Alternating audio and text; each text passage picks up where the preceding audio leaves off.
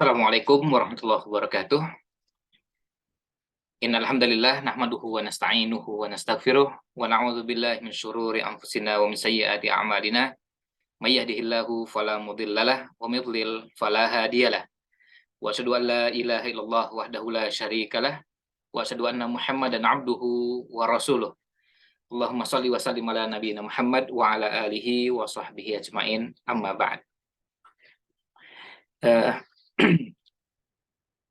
Ikhwan, akhwat, hafizakumullah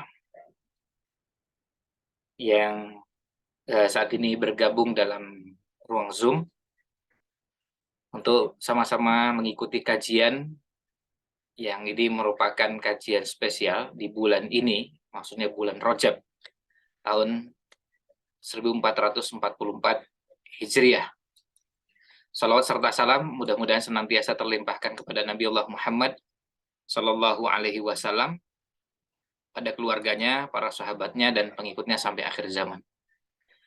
Pada kesempatan di malam ini, insya Allah kita akan sama-sama belajar, sama-sama mengkaji.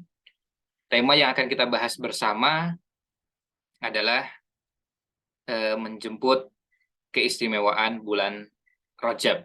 Inilah rangkaian kegiatan ta'lim amil dan keluarga yang diselenggarakan oleh WIS atau Wahdah Inspirasi Zakat. Dan pada kesempatan malam ini, insya Allah kita akan mencoba untuk mengkaji, untuk membahas beberapa hal yang berhubungan dengan tema ini. Nah, agar bahasan kita ini lebih terarah, maka kami mencoba untuk menyajikan dalam bentuk slide dengan harapan lebih memudahkan kita untuk memahami bagian per bagian dari tema yang kita bahas bersama ini. Karena tema ini adalah tema penting di bulan ini, di bulan Rajab, dan kita ingin membahasnya satu demi satu, meskipun mungkin pembahasan dan ulasannya bisa jadi tidak mendalam sekali karena tentu waktu yang terbatas. Misalnya pada saat menyebutkan hadis tidak mencantumkan semua redaksi perbedaan lafadz yang ada antara di Sahih Bukhari dan Sahih Muslim misalnya. Kemudian sahabat yang meriwayatkan apakah cuma satu atau yang lainnya juga ada, dan seterusnya. Tentu pembahasan ini dibatasi dengan waktu sehingga kita ambilkan poin-poin pentingnya. Tetapi juga kita berusaha untuk komitmen bahwa hadis yang disajikan kita usahakan sebisa mungkin hadis yang bisa dipertanggungjawabkan atau dijadikan rujukan oleh para ulama, dan hadisnya hadis yang sahih. Nah, mari kita awali terlebih dahulu pembahasan kita ini dengan, karena bicara tentang bulan Rajab, maka kita melihat urutannya. Bulan Rajab ini adalah bulan ke-7. Ya, bulan ke-7 dalam kalender Hijriah. Yang kita semua ketahui, bulan-bulan dalam Islam itu yang jumlahnya 12, itu sudah ditetapkan oleh Allah SWT dalam Al-Quran, nanti akan kita lihat ayatnya. Nah, kemudian bulan-bulannya, kalau ingin memudahkan menghafal, ada bulan-bulan yang berpasangan, dan ada yang tidak berpasangan. Kalau kita urutkan dari awal, kita bisa lihat misalnya Muharram. Ya, setelah bulan Muharram, Safar. Muharram dan Safar tidak berpasangan. Lalu bulan ketiga dan keempat berpasangan, yaitu Rabiul Awal, Rabiul Akhir. Lalu kemudian berikutnya berpasangan lagi, Jumadil dan Jumadil.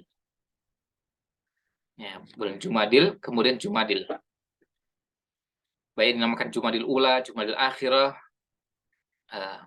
atau dengan ada yang menyebutnya dengan penamaan yang sedikit berbeda, tetapi intinya Jumadil dan Jumadil. Tadi Rabi dan Rabi, Jumadil dan Jumadil. Jadi 6 bulan pertama, 4 bulan berpasang-pasangan, dua-dua berpasangan. Kemudian setelah 6 bulan itu, setelah bulan Jumadil Akhirah, kemudian bulan Rajab. Ini bulan ke-7. Nah, bulan-bulan ini tidak berpasangan. Rajab, kemudian bulan depan Sya'ban, bulan berikutnya Ramadan, lalu bulan berikutnya Syawal. Ini tidak berpasangan. Nah, 2 bulan terakhir, yaitu bulan ke-11 dan 12 berpasangan. dan Dzulqa'dah dan Dzulhijjah. Jadi yang berpasangan ada 6, yang tidak berpasangan ada 6. Jumlah semuanya 12. 6 itu masing-masing berpasangan 2-2. Rabi', Jumadil, dan Dzu. Itu berpasangan. Nah, selebihnya tidak berpasangan. Nah, bulan Rajab adalah bulan ke-7 dalam kalender Islam. Apa makna Rajab? Salah satu pendapat yang disebutkan oleh beberapa ulama, Rajab itu dari kata tarjib. Rajaba yurajjibu tarjiban. Tarjib itu artinya ta'zim, mengagungkan. Ya, mengagungkan atau memuliakan. Jadi makna dari kata Rajab. Kenapa demikian? Karena bulan ini adalah bulan yang mulia. Ya, bulan ini adalah bulan yang mulia. Bulan di mana ketika bulan tersebut berlangsung, orang-orang tidak berani melakukan peperangan. Kita bicara masyarakat jahiliyah saat itu. Orang-orang Arab memuliakannya. Tidak ada pertempuran, tidak ada peperangan, tidak ada pembunuhan pada bulan Rajab. Nah, ini yang berkaitan dengan bulan Rajab. Jadi, bulan-bulan ini, yang termasuk bulan-bulan haram, nanti akan kita bahas pada poin berikutnya, bulan-bulan yang dimuliakan, diagungkan. Nah, bulan Rajab juga termasuk bulan yang diagungkan. Di kata Rajab, terjib, itu artinya ta'zim. Ya. Ini yang pertama. Sekarang kita lihat lanjutannya. Yang kedua, bulan Rajab adalah salah satu bulan haram. Salah satu bulan haram. Apa maknanya bulan haram? Kalau diterjemahkan, bulan haram artinya bulan suci. Sama dengan kalau kita menamakan tanah haram, artinya apa? Tanah suci. Ya, bulan haram artinya bulan suci, tanah haram artinya tanah suci. Meskipun mungkin pada sebagian masyarakat, penamaan suci ini lebih populer pada bulan Ramadan. Orang menyebut kita berada di bulan suci Ramadan. Ya. Nah, bulan Ramadan bukan termasuk bulan haram. Nah, kita lihat di sini ayatnya, Allah SWT berfirman, bisa diperhatikan, surat At-Taubah ayat 36. Allah SWT berfirman, Inna iddata syuhuri indallahi 12 syahra. Sesungguhnya jumlah bulan di sisi Allah Subhanahu wa taala ada 12. Sesungguhnya bilangan bulan pada sisi Allah Subhanahu wa taala ada 12. Fi kitabillah, dalam ketetapan Allah, yauma khalaqas samawati wal ard. Pada atau di waktu Allah menciptakan langit dan bumi. Minha, dari 12 bulan tersebut, arba'atun hurum, ada 4 yang termasuk bulan-bulan haram. Jadi Allah SWT di ayat ini menyebutkan ada 4 yang termasuk bulan-bulan haram. Penjelasannya nanti kita akan dapatkan dalam hadis, yang nanti akan kita lihat pada slide berikutnya. Tetapi ayatnya sudah mengisyaratkan, sudah menjelaskan bahwa ada 4 yang termasuk bulan haram dari 12. Jadi sepertiganya. 4 dari 12. Di surat At-Taubah ayat 36. Nah, ini yang Allah nyatakan bahwa ada 4 yang termasuk bulan-bulan haram, kemudian lanjutan ayatnya, Dzalikad dinul qayyimu fala tadlimu fihinna anfusakum.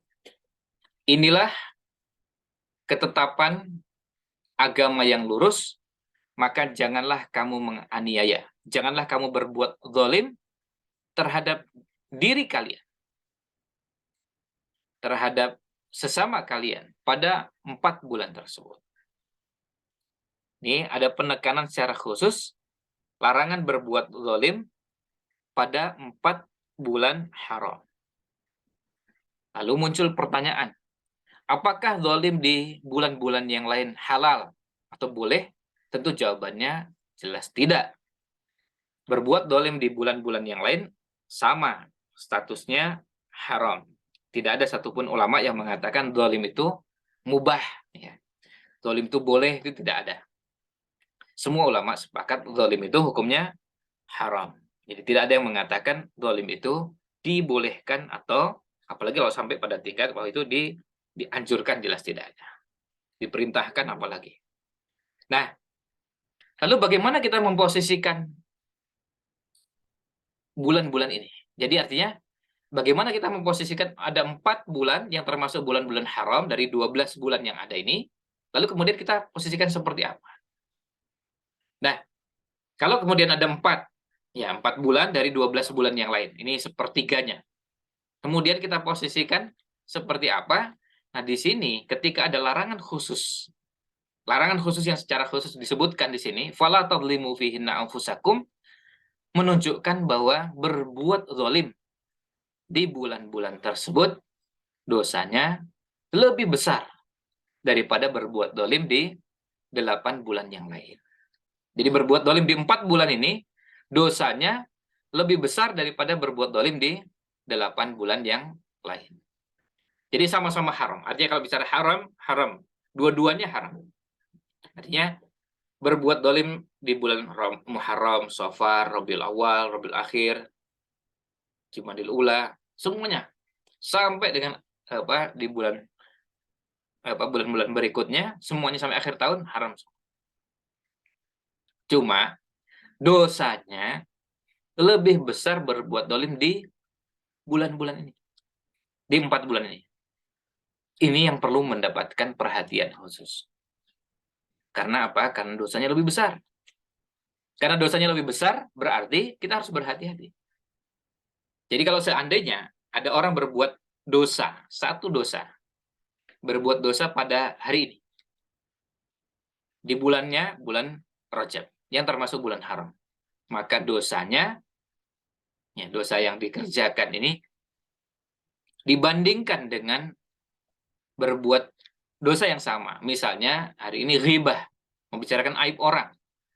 Pada hari yang lain juga ghibah, tapi di luar bulan Rajab, di luar bulan haram yang 4.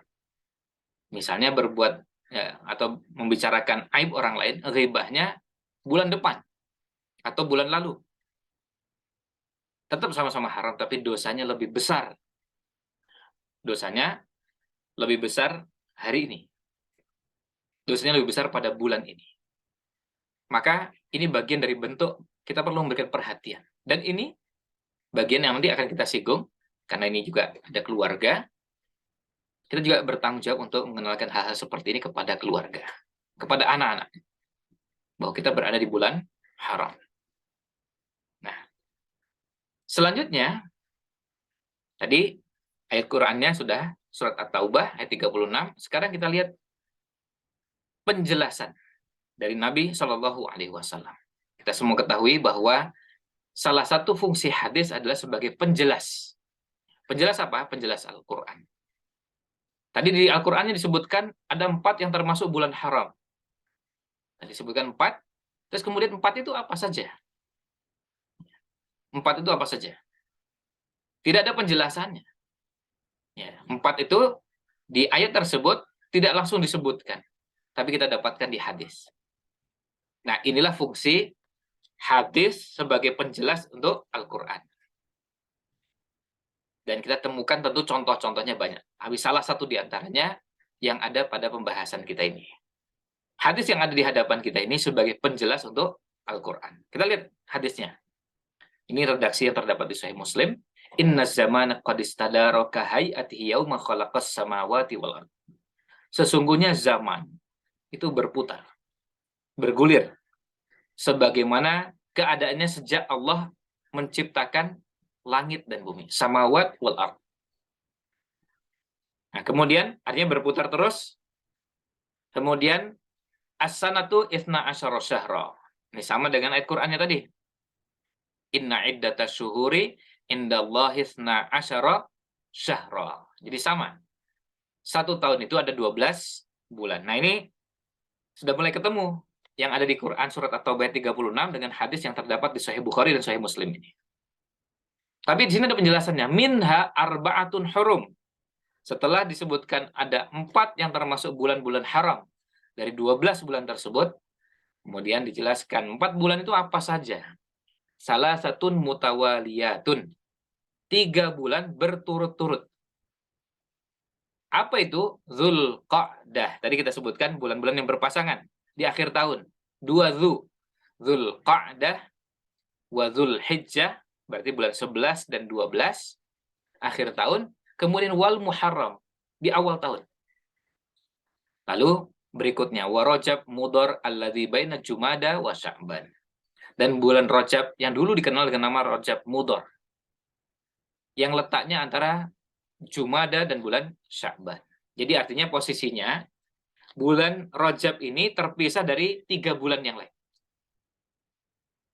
Ya, 3 bulan yang lain ini berturut-turut disebutkan dan berdampingan.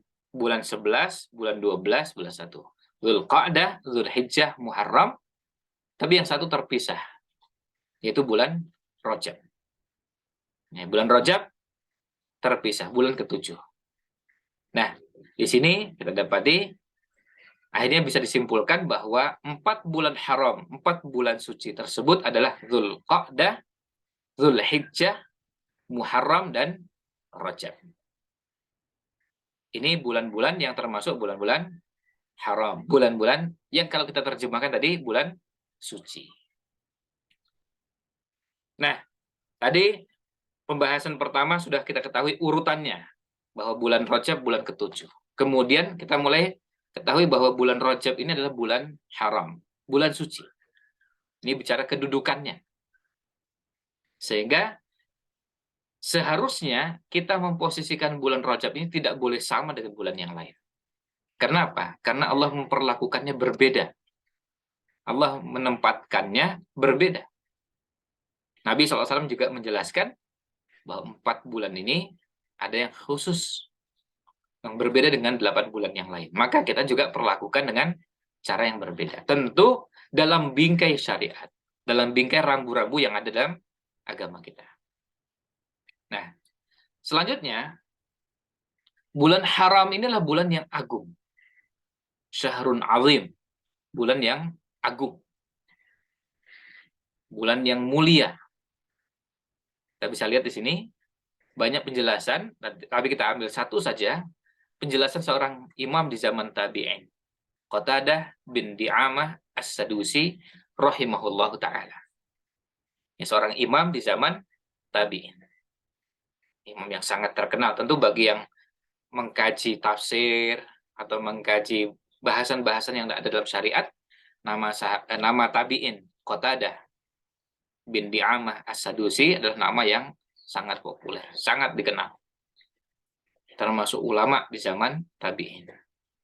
Jadi artinya pada saat kita melihat ayat Quran, melihat hadis, penjelasannya kita juga merujuk kepada ulama. Jadi bukan kesimpulan pribadi. Tapi kita lihat bagaimana ulama menjelaskan hal ini. Kita lihat di sini.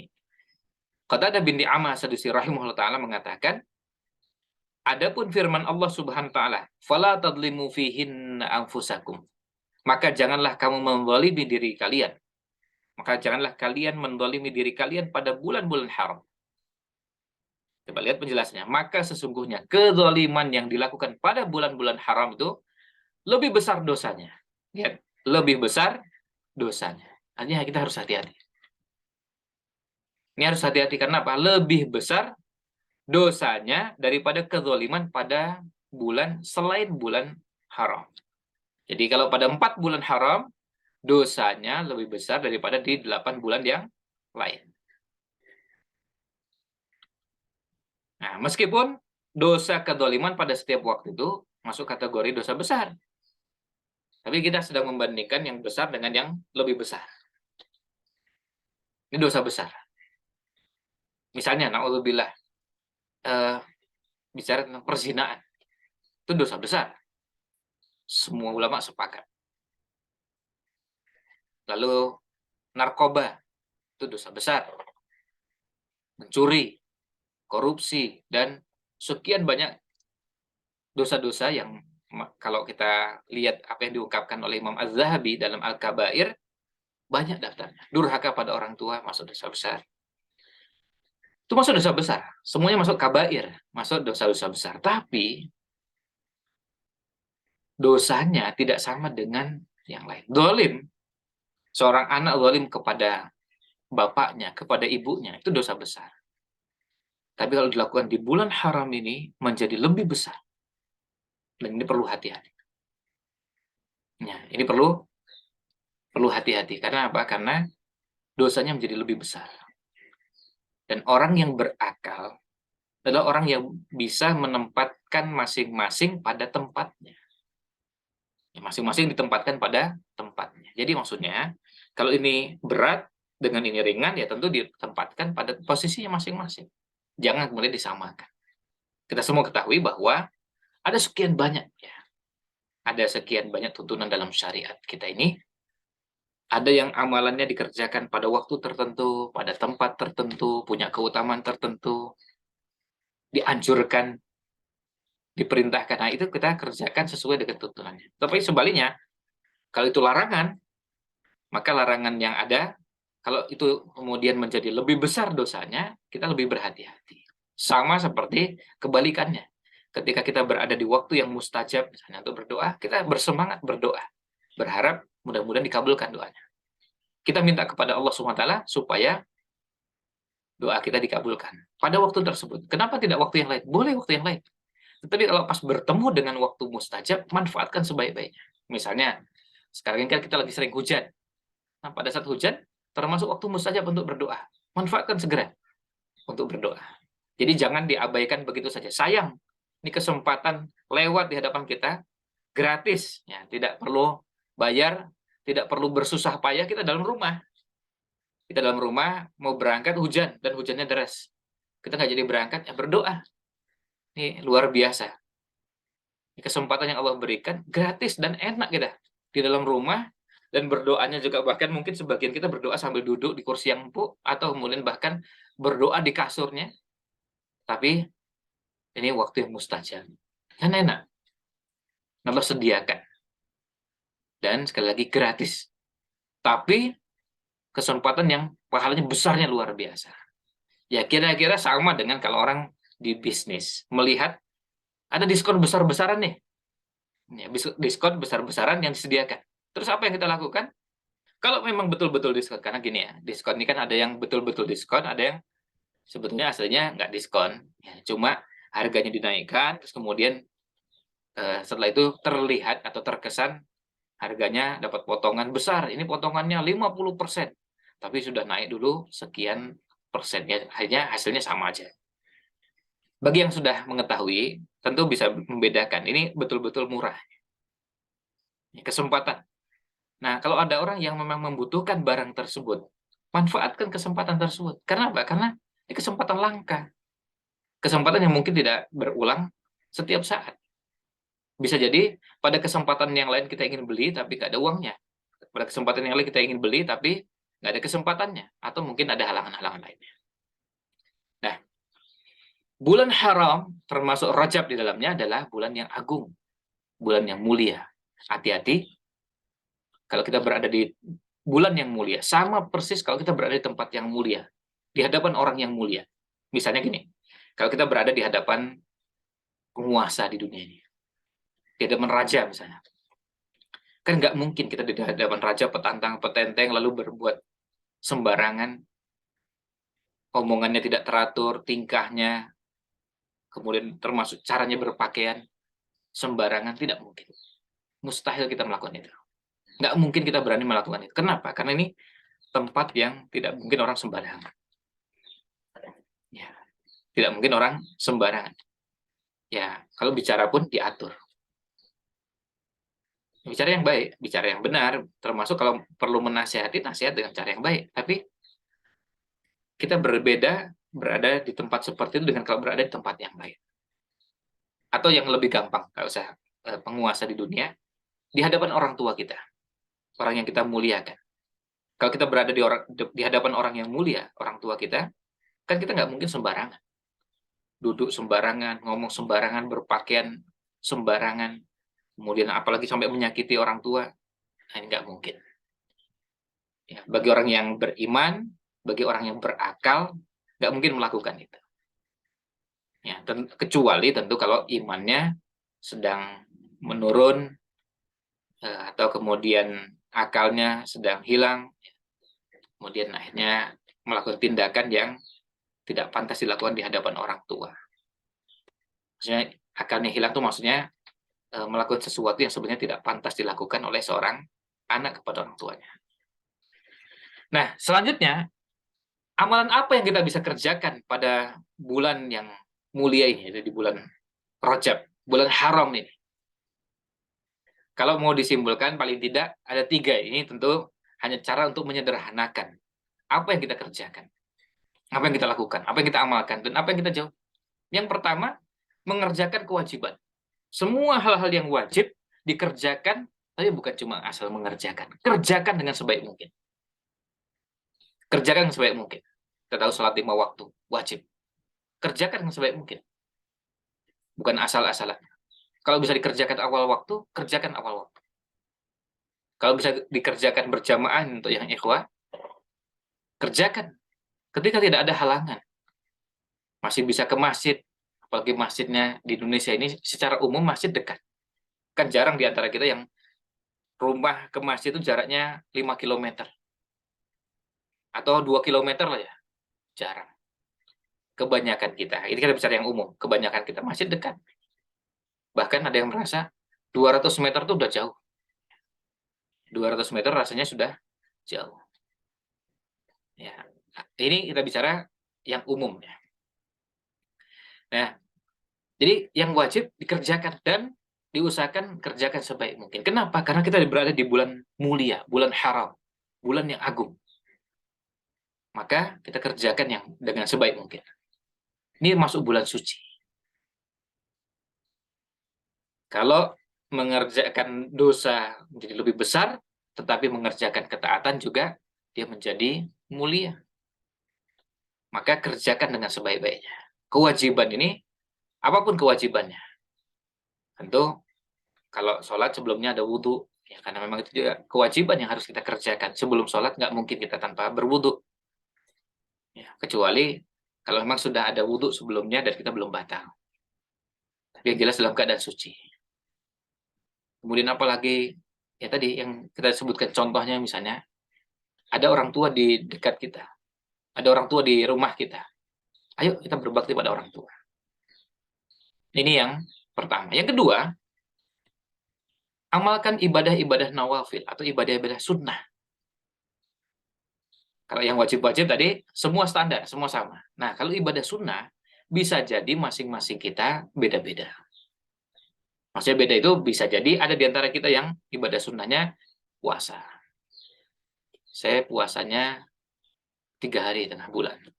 Di bulan Rajab misalnya. Tanggal 13, 14, 15 bulan Rajab. Atau puasanya Senin Kemis. Atau bahkan mungkin ada di antara kita yang puasanya sudah sampai pada puasa Daud. Sehari berpuasa, sehari berbuka. Ini bulan mulia. Kerjakan ini. Nah, di sini kita tidak mengkhususkan. Jadi ini sebenarnya amalannya sama. Artinya puasa Senin Kemis itu sama dengan bulan yang lain. Bulan lalu dan bulan sebelumnya lagi, bulan sebelumnya sejak bulan Muharram. Safar, Rabiul Awal, Rabiul Akhir, dan begitu seterusnya sampai bulan Rajab ini, yang namanya puasa Senin Kemis sama itu. Maksudnya sama-sama bisa dikerjakan, sama-sama dituntunkan, sama-sama disunnahkan, masuk ibadah nawafil. Nah, tapi pada bulan Rajab ini, mari kita perbanyak. Kalau mungkin bulan lalu, sedikit sekali, bahkan hampir tidak puasa. Maka bulan ini ayo, coba kita puasa. Ini untuk puasa nawafil. Apakah cuma puasa? Tidak. Sholat. Ada sholat nawafil, sholat sunnah. Ada sholat qobliyah, ba'diyah, ada sholat duha, ada sholat malam, witir. Kemudian ada sekian banyak sholat yang bisa kita kerjakan, termasuk kalau ke masjid, tahiyatul masjid. Sholat-sholat yang dianjurkan seperti ini, ayo kita kerjakan. Sebanyak yang kita bisa kerjakan. Kalau perlu, misalnya punya target, sehari itu minimal 40 rakaat. 40 rakaat itu apa? 17 rakaat sholat wajib, Itu nomor 1. Sisanya sholat sunnah. Apa itu? Sisanya adalah kalau tadi 17, kemudian tambah 11 rakaat. Sholat apa? Sholat sunnah. Yaitu kapan? Di malam hari. Sholat malam. 17 tambah 11. Berarti 28. 12 rakaatnya itu masuk sholat rawatib, qobliyah, dan ba'diyah yang mengiringi sholat wajib. Paling tidak itu yang dikerjakan. Sehari 40 rakaat. Masih bisa? Tentu masih bisa. Tahiyatul masjid belum masuk. Belum masuk dalam 40 ini. Padahal kalau sehari ke masjid 5 kali, bisa tahiyatul masjid 5 kali juga. Atau nggak usah 5 kali lah. Ya, misalnya pas sholat tertentu, tiba di masjid, sudah pas komat. Jadi akhirnya nggak ada kesempatan tahiyatul masjid. 3 kali sih, berarti kan sudah 6. Lalu sholat duha. 2 rakaat bisa. 2 tambah 2 jadi 4. 2 tambah 2 tambah 2 jadi 6. 2 tambah 2 tambah 2 tambah 2 jadi 8. Nah, ini termasuk sholat yang bisa dikerjakan. Intinya, ini sholat. Kalau tadi puasa, yang kedua, sholat. Yang ketiga apa? Ketiga, zikir. Zikir yang bisa kita kerjakan. Banyak zikir yang kita bisa kerjakan. Baik zikir di waktu-waktu khusus, atau zikir yang tidak dibatasi dengan waktu dan tempat. Misalnya, setelah selesai sholat, astagfirullah, astagfirullah, astagfirullah. Allahumma antas salam wa minkas salam. Tabarakta ya dzal jalali wal ikram. Lanjutkan lagi dengan begitu. Ini sholat, ada subhanallah 33 kali, alhamdulillah 33 kali, Allahu akbar 33 kali. Disempurnakan dengan la ilaha illallah jadi 100. Ada ayat kursi, al-ikhlas, al-falak, an-nas. Ini zikir yang tempatnya khusus. Itu apa? Setelah selesai sholat. Astagfirullahnya 3 kali. Subhanallah, alhamdulillah, Allahu akbar masing-masing 33 kali. Tapi di luar itu, seperti sekarang misalnya, apa nggak boleh istighfar? Tentu sangat boleh. Boleh kita semua baca istighfar. Apa boleh kita membaca takbir, tahmid, tahlil? Oh boleh. Hauqalah, la haula wala quwata illa billah. Boleh. Berapa? Tidak dibatasi jumlah, tidak dibatasi waktu, tidak dibatasi tempat. Artinya, kalau saya lagi kurang sehat ini, kemudian saya rebahan di kasur, saya memperbanyak istighfar. Boleh? Boleh. Tapi berbaring? Boleh, berbaring. Kondisi fisik lagi kurang sehat.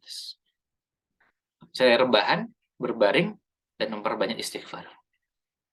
Apa cuma istighfar? Boleh yang lain. Intinya zikir. Ini yang ketiga. Jadi, puasa, sholat, zikir. Kemudian apa lagi? Ini tentu penyebutan nawafil ini tidak bermaksud membatasi hanya, tapi kita ingin menyebutkan contoh-contoh agar bisa dikerjakan. Contoh yang lain apa? Yang berikutnya, yang keempat. Yang keempat apa? Baca Quran.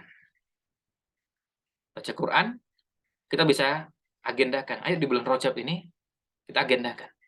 Gimana agendakan? Ayo diagendakan baca Quran sampai khatam. Ya, minimal 1 bulan Rajab ini khatam sekali lah. Ini tapi udah lewat ini, bukan tanggal 1. Nggak apa-apa, sekarang kita kejar. Berarti per hari bukan 1 juz. 1 tambah lebih sedikit. Ya, 1 lebih sedikit karena untuk untuk supaya sampai pada akhir bulan 30 juz. Bisa nggak? Sangat bisa. Kalau kita yakin, semua kita pasti bisa. Karena maaf, semua kita ini dengan kesibukan seperti apapun pasti punya waktu luang untuk Al-Quran. Kalau mau diluangkan. Kalau masalah persoalan malas, kemudian tidak meluangkan, itu masalah lain. Dan kita bisa lihat, kita meluangkan waktu untuk buka HP, lihat pesan WA yang masuk. Tapi untuk Quran, padahal bisa baca Quran itu nggak harus langsung panjang dan lama, nggak. Saya punya waktu 5 menit nih. Boleh nggak baca Quran? Sangat boleh. Tidak ada yang mengatakan baca Quran itu minimal 10 menit misalnya. Nggak ada. Saya punya waktu cuma 5 menit. Boleh nggak baca Quran? Boleh. Saya punya waktu cuma 7 menit. Bisa baca Quran? Bisa. Nanti kita bisa lihat, 5 menit dapat berapa baris. Dari 5 menit yang kita miliki ini. Bisa nggak mengkhatamkan Al-Quran dalam 30 hari? 30 juz? Kita optimis tentu sangat bisa. Tentu kita bicara kemampuan standar ya. Bagi yang belum bisa baca Quran tentu kondisinya lain. Tapi kalau yang sudah bisa baca Quran, ya tentu menghatamkan 1 bulan satu mushaf 30 juz itu sangat mungkin dan bisa. Lalu yang ketiga, ya, yang ketiga adalah menghindari muharramat. Muharramat itu hal-hal yang diharamkan. Hal-hal yang diharamkan. Apa yang diharamkan? Tentu banyak yang diharamkan. Nah, muharramat artinya hal-hal yang diharamkan. Apapun yang diharamkan. Semuanya ditinggalkan. Dan jangan sampai kita kerjakan. Na'udzubillah. Kita coba jaga, jangan sampai ada perbuatan haram yang dikerjakan. Tentu, detail-detailnya untuk muharramat ini banyak. Saya tidak bisa sebutkan satu persatu. Tapi dosa yang tadi kita sebutkan contohnya, dosa-dosa besar, kabair yang disebutkan oleh Imam Zahabi misalnya. Durhaka pada orang tua, itu haram. Hindari. Di bulan yang lain juga dihindari, bulan ini lebih ditekankan. Agar jangan sampai terjadi. Nah, kita lihat di sini. Contoh ibadahnya dari salaf berkaitan dengan bulan Rajab seperti ini, atau bulan haram. Ibnu Umar dan Hasan al-Basri melakukan puasa pada seluruh bulan haram, bukan hanya bulan Rajab, atau salah satu dari bulan haram lainnya. Tapi pada bulan-bulan haram. Artinya apa? Pada bulan-bulan tersebut, puasanya diperbanyak. Puasanya diperbanyak. Misalnya, tadi, mau puasa Daud, yang biasanya cuma puasa Senin Kemis. Sekarang puasa Daud ditambah banyak. Nah, ini bisa kita kerjakan. Imam Sufyan Ats-Tsauri mengatakan, pada bulan-bulan haram, saya sangat senang berpuasa di dalamnya. Maka ini, manfaatkan dengan sebaik-baiknya kesempatan untuk bisa berpuasa di bulan-bulan seperti ini. Nah, ini ulasan yang bisa kami sampaikan terkait dengan memanfaatkan atau menjemput keutamaan bulan Rajab. Mudah-mudahan kita bisa manfaatkan dengan sebaik-baiknya. Mohon maaf jika ada yang kurang berkenan. Wallahu a'lam. Sallallahu alaihi ala Nabi Muhammad wa ala alihi wa sahbihi ajmain. Assalamualaikum warahmatullahi wabarakatuh.